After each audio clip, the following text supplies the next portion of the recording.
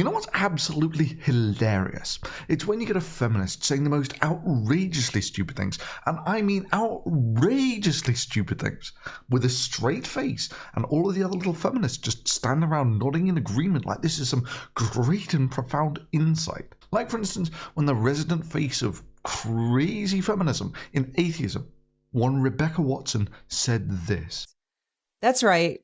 You, liberal intellectual guy who has a healthy interest in science and skepticism, but who finds feminism distasteful and would rather not hear about it.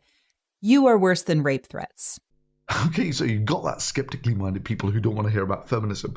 Here you have a feminist telling you that she would rather that you threatened to rape women than she would have you not want to hear about feminism. Yes, that's exactly what she said. That's right. You, liberal intellectual guy who has a healthy interest in science and skepticism, but who finds feminism distasteful and would rather not hear about it. You are worse than rape threats. If you're a skeptically minded person and you don't want to hear about feminism, she thinks you would be a better person if you were going around threatening to rape women. I mean, wow. Even in a field where there is some tough competition for saying stupid shit, that's a tough act to follow. But she's not done yet.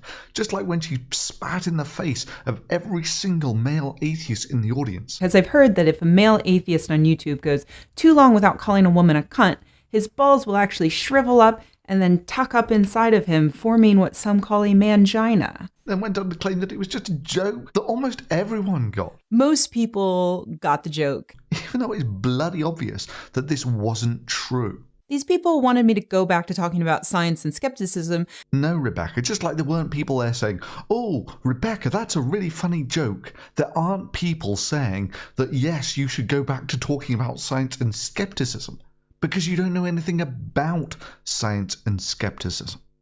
Like when you basically became the mouthpiece for reading the advertising for the 23andMe genetic test kits. The simplified truth is that your body is made up of cells, and inside each one of those cells is DNA.